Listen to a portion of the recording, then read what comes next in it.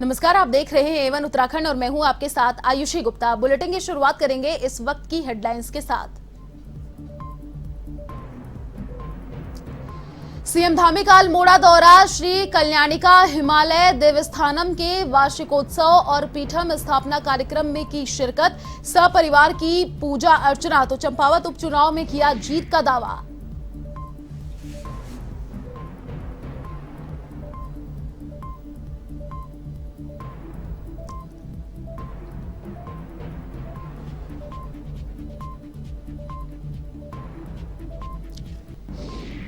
गढ़वाल सांसद तीरथ सिंह रावत ने फिर दोहराया अपना बयान, कहा फटी जींस वाले बयान पर करता हूं गर्व महसूस, लाखों लोगों ने भी स्वीकारी मेरी बात।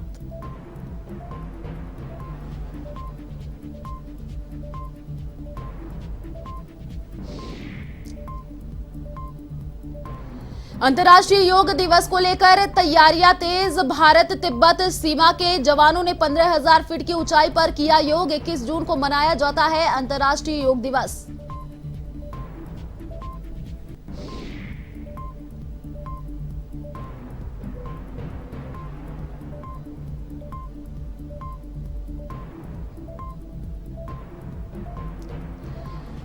बाबा के बुलडोजर के बाद धामी का बुलडोजर भी दिखाएगा उत्तराखंड में धमाल। पुलिस ने किया बदमाशों के खिलाफ बुलडोजर तैयार, अब उत्तराखंड पुलिस भी करेगी बदमाशों पर कार्रवाई।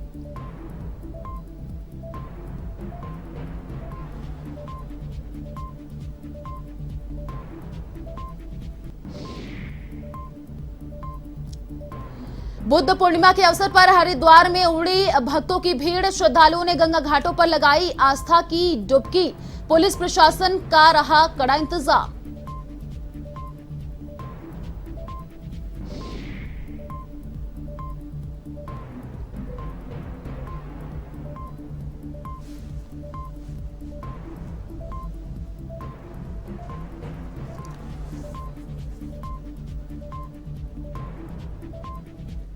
और अब खबरें विस्तार से।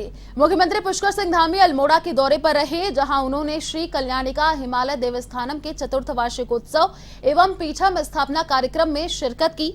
इस दौरान धामी ने सपरिवार पूजा पाठ किया और कहा कि केंद्र में नरेंद्र मोदी की सरकार आने के बाद धार्मिक कार्यक्रमों में लगातार बढ़ोतरी हो रही है। उन्होंने स्थानीय लोगों और पर्यटकों से अल्मोड़ा के डोल आश्रम जाने की अपील की। वहीं चंपावत उपचुनाव में जीत का दावा करते हुए सीएम पुष्कर सिंह धामी ने कहा कि चंपावत देवी देवताओं की भूमि है और यहां माता का आशीर्वाद जरूर मिलेगा।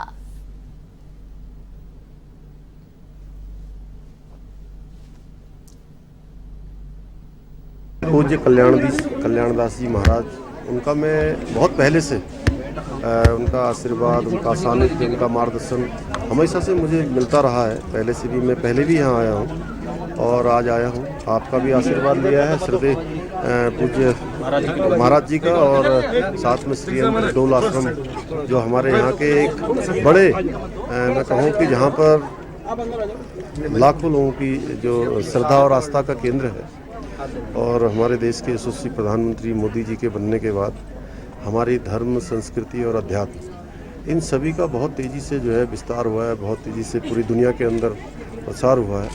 उसको आगे बढ़ाना हमारी प्राथमिकता में है। हम संकल्पबद्ध हैं। आज केदारनाथ जी का जिस प्रकार से पुनर्निर्माण का काम पूरा हो रहा है, बद्रीनाथ जी का हो रहा है, हमारे यहाँ के जितने भी इस प्रकार के जो हमारे धार्मिक केंद्र हैं, बड़े केंद्र हैं, उन सभी केंद्रों को निकट भविष्य में हम एक सर्किट के रूप में आगे बढ़ाएंगे और एक सर्किट बनाकर और लोगों का जो है यहाँ पर आवागमन हो, उन लोगों के आने के लिए आवागमन सरल हो, सुरक्षित हो। और गढ़वाल सांसद तीरथ सिंह रावत ने एक बार फिर फटी जींस को लेकर बयान दिया है। उन्होंने कहा कि वे अभी भी अपने इस बयान को लेकर गर्व महसूस करते हैं और लाखों लोगों ने भी उनके इस बयान को स्वीकारा है। दरअसल श्रीनगर गढ़वाल में आयोजित इस्कॉन के एक धार्मिक कार्यक्रम में गढ़वाल सांसद तीरथ सिंह रावत ने बतौर मुख्य अतिथि शिरकत की। यहां जनता को संबोधित करते हुए तीरथ सिंह रावत ने एक बार फिर फटी जींस को लेकर अपनी राय सबके सामने रख दिया। साथ ही कहा कि वे जींस के विरोधी नहीं हैं, लेकिन फटी जींस के विरोधी हैं, और कहा कि अंग्रेज भारत में आकर साड़ी पहनते हैं और यहाँ के लोग अपनी संस्कृति को भूलकर पश्चिमी सभ्यता की ओर बढ़ रहे हैं। मैं जो फटी जीन्स और मैं अपने को गर्व महसूस करता हूँ। और जब मुझे ट्विटर फेसबुक में इस तरह से पेश आया, हमने कहा कि पहले हम भी कॉलेज जाते थे, हम भी जीन्स पहनते थे, आर्मी वाली जीन्स होती थी, लेकिन कहीं घुटना फट गया तो हम टैग टल्ला लगाते थे, क्योंकि गुरुजी का डर होता था। एक अनुशासन, संस्कार, संस्कृति, ये सब था।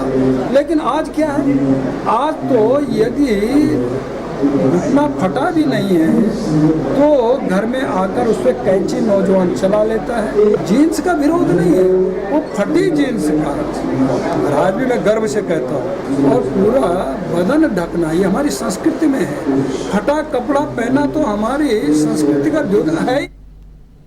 अंतर्राष्ट्रीय योग 2022 दिवस की तैयारियों में जुटे भारत तिब्बत सीमा पुलिस के जवानों ने उत्तराखंड के हिमालय में बर्फ में 15,000 फीट की ऊंचाई पर योग किया। हर साल 21 जून को अंतर्राष्ट्रीय योग दिवस मनाया जाता है।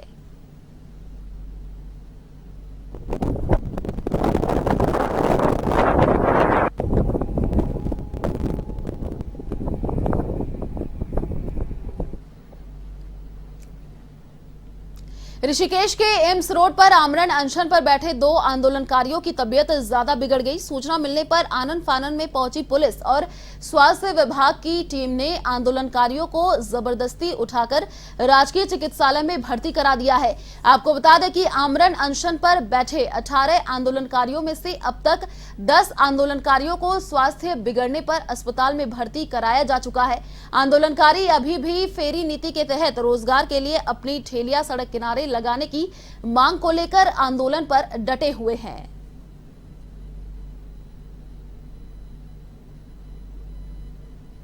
लोग धरने पर बैठे थे, जिसमें प्रशासन ने 7 लोगों को हॉस्पिटल में भर्ती कराया था, जिसमें अभी एक हॉस्पिटल में भर्ती है और प्रशासन हमारी बिल्कुल कुछ नहीं सुन रहा है। अगर प्रशासन हमारी नहीं सुनेगा, चाहे हमें आत्मदाह करना पड़े, पेट्रोल डाल के आग लगानी पड़े, इसी धरने में हम पीछे नहीं हटे। एक व्यक्ति की गंभीर हालत बताई जा रही है यहाँ पर। और एक हमारे जो प्रधान जी हैं यशवंत सिंह रावत, उनकी बहुत ही स्थिति नाजुक है। मतलब वो पानी भी नहीं पी पा रहे हैं। अगर 2 बूंद जा रही है तो उनको पलटी वापिस आ रही है और उनकी स्थिति बहुत ज़्यादा खराब है। हमारे जो आंदोलनकारी हैं, कम से कम 10 लोग अभी हॉस्पिटल पहुंच चुके हैं और जिनमें से 3 की हालत बहुत ज़्यादा गंभीर है। अभी कितने लोग बचे हुए हैं? अभी 8 लोग हैं यहाँ पर। और एसडीएम ने हमें कल का आश्वासन दिया है कि कल जो मीटिंग होती है, अगर उसमें कुछ निष्कर्ष नहीं निकलता है तो जितनी हम माताएं बहनें हैं यहाँ पर, वो सब फिर हम लोग यहाँ पर मोर्चा संभालेंगे। हम लोग धरने पर यहाँ पर बैठेंगे। सितारगंज नगरपालिका द्वारा शहर भर के व्यापारियों की दुकानों के आगे कूड़ेदान रखवाए गए हैं। व्यापारियों का कहना है कि कूड़ेदान रखने के साथ ही उनसे 50 रुपए की पर्ची काटी गई है और कूड़ेदान उपभोक्ता शुल्क के नाम पर उनसे हर महीने 50 रुपए नगरपालिका द्वारा वसूले जाएंगे। नगरपालिका द्वारा ऐसे किए जाने से शहर के व्यापारियों में नाराजगी है। वहीं दुकानदारों का ये कहना है कि नगरपालिका द्वारा रखे गए कूड़ेदान की कीमत 100 रुपए है, उसी कूड़ेदान का हर महीने प्रत्येक दुकानदार 50 रुपए क्यों दे।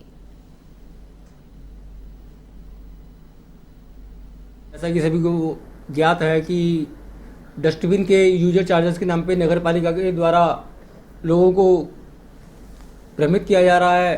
50 रुपये उनसे उगाही की जा रही है, जो कि बिल्कुल सरासर गलत है।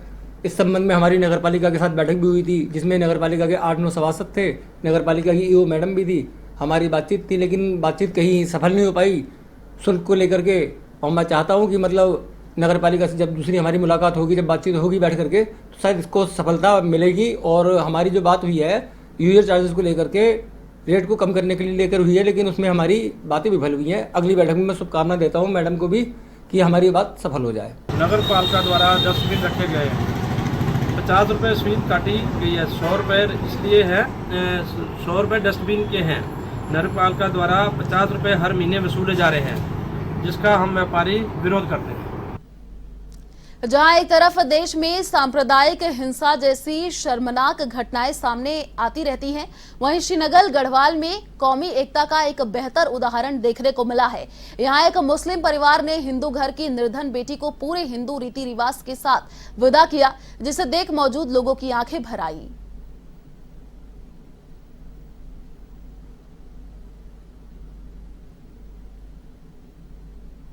अच्छा, मेन चीज प्यार होता है, विश्वास होता है, जो हमारे मोहल्ले में दिखता है, शायद कहीं आजकल नहीं दिखता, हमारे मोहल्ले में दिखता है। और सीख लेनी चाहिए ना लोगों को कि हिंदू मुस्लिम नहीं होता है, सिर्फ एक परिवार है। जो सब साथ चल के चले तो समाज सुधर जाएगा। हमारा मोहल्ला सबसे अलग है, घर में रहना, उसको बचपन उसका यही हुआ, देखा हमने, बड़ी यही हुई है, तो एक परिवार है, छोटी बहन की तरह, बेटी की तरह पाला हम सबने उसे। हाँ, थोड़ा कभी डांट लेते थे, मार भी लेते थे, शरारत भी करती थी, सुनती नहीं थी, तो होता है जैसे परिवार में बेटी के साथ होता है। तो आज बुरा भी लग रहा है। भावुक हो रहे हो आप कि?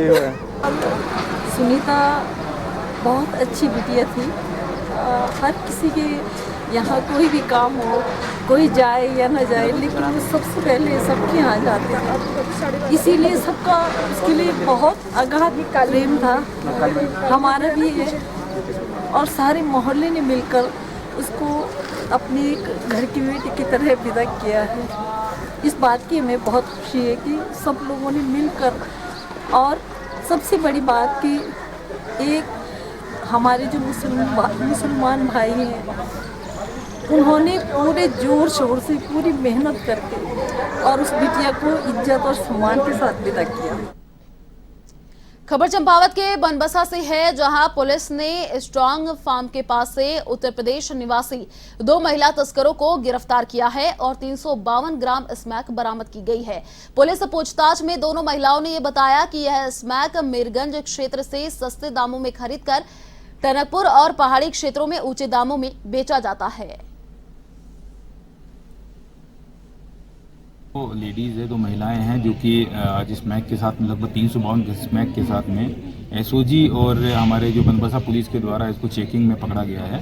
ये दोनों महिलाएं बरेली मीरगंज से ये स्मैक लेके आ रही थी, जो संभवतः यहीं सप्लाई के उद्देश्य से वो लेके आ रही थी। और ये जो आगे किसको दे रही थी और कहाँ से ला रही थी, इसके विषय में कुछ जानकारी हमें मिली है। उसके ऊपर हम आगे कार्रवाई और भी कर रहे हैं। उनको हम जहाँ से ला रही है, जो सप्लाई जहाँ से मीरगंज से थी, उनको हम वांटेड भी कर रहे हैं और इसमें आगे भी हम कार्रवाई इसमें जारी रखेंगे। खबर पौड़ी से है, जहां कैंप कर्मचारी यशवंत सिंह नेगी हत्याकांड में फरार चल रहे 3 आरोपियों में से एक आरोपी को पुलिस ने गिरफ्तार कर लिया है। आपको बता दें कि वरिष्ठ पुलिस अधीक्षक यशवंत सिंह चौहान ने बताया कि 14 मई को कैंप कर्मचारी की चाकू मारकर हत्या करने के संबंध में मुकदमा दर्ज किया गया था। फिलहाल 2 आरोपियों की तलाश में पुलिस जुटी हुई है और गिरफ्तार आरोपी को कोर्ट में पेश कर जेल भेज दिया गया है।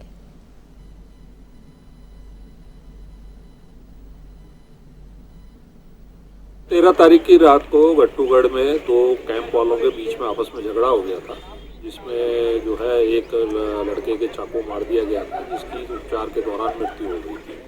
इसमें 3 लोग नामजद और एक अज्ञात था, तो उसमें से एक हमने अशोक चौहान को जो है गिरफ्तार कर लिया है। बाकी भी गिरफ्तारी के प्रयास। प्रदेश के सबसे संवेदनशील जनपद उधम सिंह नगर में एक बार फिर गोलियों की गड़गड़ाहट जमकर सुनाई दे रही है। जनपद में हर दूसरे दिन गोलीकांड होता हुआ दिखाई दे रहा है, जिसको लेकर अब उत्तराखंड पुलिस भी उत्तर प्रदेश की तर्ज पर उत्तराखंड के अपराध मुक्त करने के लिए कार्रवाई करती हुई दिखाई दे रही है, जिसकी शुरुआत हाल ही में कुंडा थाना क्षेत्र में हुए गोलीकांड में शामिल आरोपी के घर पर बुलडोजर चलाकर की गई। उत्तराखंड पुलिस द्वारा दहशत फैलाने वाले बदमाशों को मैसेज दे दिया है कि किसी भी तरीके से आपराधिक गतिविधियां अब बर्दाश्त नहीं की जाएंगी। अगर आप अपराध करते हो तो उसकी भरपाई पुलिस का बुलडोजर खुद कर लेगा। और आपराधिक गतिविधियों में शामिल फरार चल रहा है बदमाशों पर इनाम की घोषणा भी पुलिस द्वारा कर दी गई है।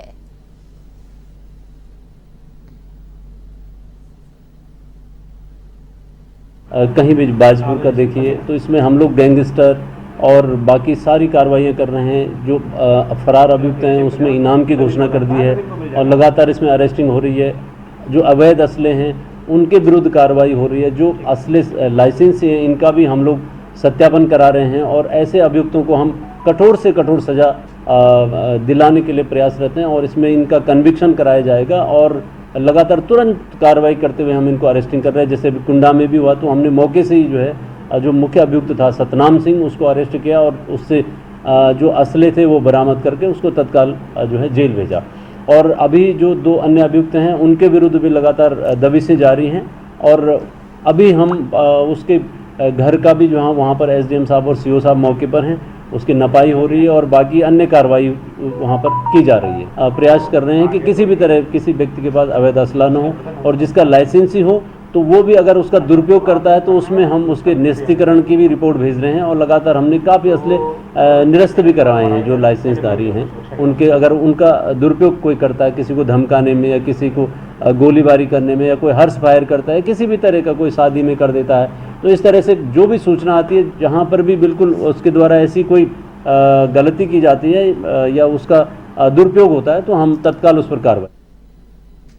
रामनगर वन प्रभाग की कालाढूंगी रेंज के नया गांव स्थित कार्बेट फॉल में 2 छात्रों के डूबने से हड़कंप मच गया। फॉल में 2 छात्रों के डूबने की खबर मिलते ही वन क्षेत्राधिकारी अमित ग्वास्कोटी वनकर्मी एवं थानाध्यक्ष के साथ मौके पर पहुंचे और स्थानीय लोगों व एसडीआरएफ के जवानों द्वारा खोजबीन की गई, लेकिन एक छात्र का कोई सुराग नहीं लग सका। जानकारी के अनुसार द्रोण फार्मेसी कॉलेज रुद्रपुर के छात्रों का एक ग्रुप कॉर्बेट फॉल घूमने आया था। बताया जा रहा है कि जिसमें से 2 छात्र पानी में नहाने उतर गए। आपको बता दें कि 2014 में 2 लोगों की मौत के बाद से वन विभाग ने फॉल में नहाने पर प्रतिबंध लगा दिया था।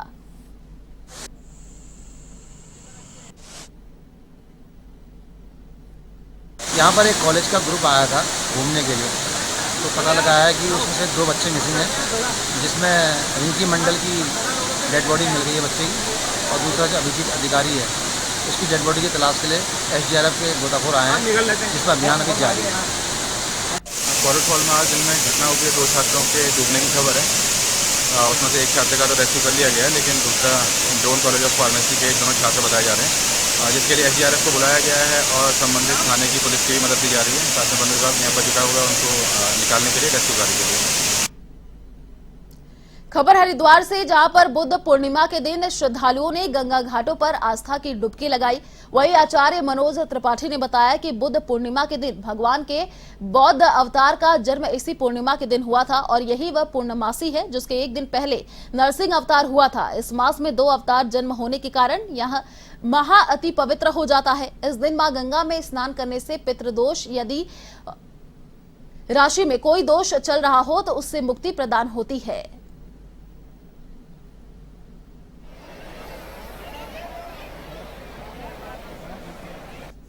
नाम से ही ज्ञान ले सकते हैं कि बुद्ध पूर्णिमा भगवान का जो बौद्धावतार है उसका जन्म या अवतरण इसी ही पूर्णमासी को हुआ था और यही वो पूर्णमासी है जिससे 1 दिन पहले नरसिंह अवतार हुआ था। वैशाख मास की चतुर्दशी में नरसिंह अवतार और पूर्णमासी में बौद्ध अवतार हुआ। ये पवित्र मास है और इसमें भगवान के 2 अवतारों का अवतरण होने के कारण से अति पवित्र हो जाता है, बड़ा पुण्यदायी हो जाता है। और इस दिन विशेष तौर पर वैशाख मास जिस दिन पूर्ण हो रहा है, बुद्ध पूर्णिमा के दिन स्नान करने से पूरे वैशाख मास के स्नान का फल मिलता है। जिन लोगों के अपने जीवन में पितृदोष चला रहा हो या किसी का राशि के अंदर दोष चला रहा हो, मात्र स्नान करने से इस बुद्ध पूर्णिमा में आज के आपको वो फल मिल जाता है कि आप हर प्रकार के दोष से मुक्त हो जाते। चलिए फिलहाल इस बुलेटिन में इतना ही। देश और दुनिया की तमाम बड़ी खबरों को देखने के लिए आप देखते रहिए A1 TV। नमस्कार।